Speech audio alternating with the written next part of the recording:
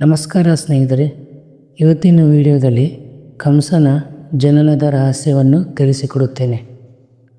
ಮಥುರಾ ನಗರದಲ್ಲಿ ಯದುವಂಶದ ರಾಜ ಉಗ್ರಸೇನನು ಧರ್ಮಾತ್ಮನಾಗಿ ಆಳುತ್ತಿದ್ದ ಕಾಲ.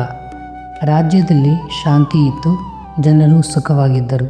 ಆದರೆ ಆ ರಾಜವಂಶದಲ್ಲಿ ಒಂದು ವಿಚಿತ್ರ ಘಟನೆ ನಡೆಯಿತು. ಉಗ್ರಸೇನನ ಪತ್ನಿ ಒಮ್ಮೆ ತನ್ನ ಸಹಚರಿಯರ ಜೊತೆ ಅರಣ್ಯದಲ್ಲಿ ವಿಹರಿಸುತ್ತಿದ್ದಾಗ ಆ ಸ್ಥಳಕ್ಕೆ ಕಾಲನೇಮಿ ಎಂಬ ಮಹಾ ಅಸುರನು ಬಂದನು. ಈ ಕಾಲನೇಮಿ ಯಾರು?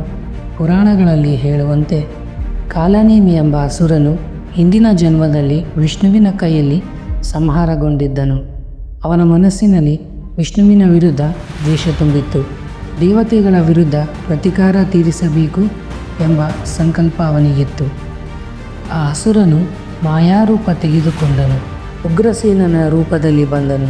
ರಾಜನ ಪತ್ನಿ ಅದನ್ನು ಅರಿಯಲಿಲ್ಲ. ಆ ಮಾಯಾ ಸಂಯೋಗದಿಂದ ಒಂದು ಮಗುವು ಹುಟ್ಟಿತು, ಅದೇ ಕಂಸ. ಹೀಗಾಗಿ ಪುರಾಣಗಳಲ್ಲಿ ಹೇಳುವಂತೆ ಕಂಸನು ಸಂಪೂರ್ಣ ಮನುಷ್ಯನಲ್ಲ.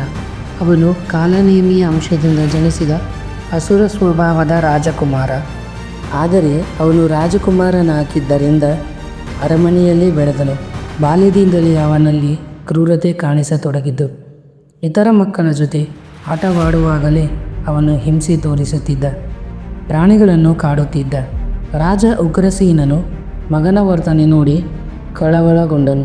ಇವನು ಯದುವಂಶಕ್ಕೆ ಕೀರ್ತಿ ತರಲಾರ ಎಂದು ಮನಸ್ಸಿನಲ್ಲಿ ಭಯವಾಯಿತು. ಆದರೆ ರಕ್ತ ಸಂಬಂಧದ ಕಾರಣ ಅವನನ್ನು ಬೆಳೆಸಲೇಬೇಕಾಯಿತು. ಕಾಲಕ್ರಮೇಣ ಕಂಸನು ಯುವರಾಜನಾದನು. ಅವನಲ್ಲಿ ಬಲ, ಶೌರ್ಯ ಇತ್ತು. ಆದರೆ ಅದಕ್ಕಿಂತ ಹೆಚ್ಚು ಅಹಂಕಾರ ಇತ್ತು. ದೇವತೆಗಳನ್ನು ಗೌರವಿಸದೆ, ಧರ್ಮವನ್ನು ಲೆಕ್ಕಿಸದೆ ನಡೆಯತೊಡಗಿದನು.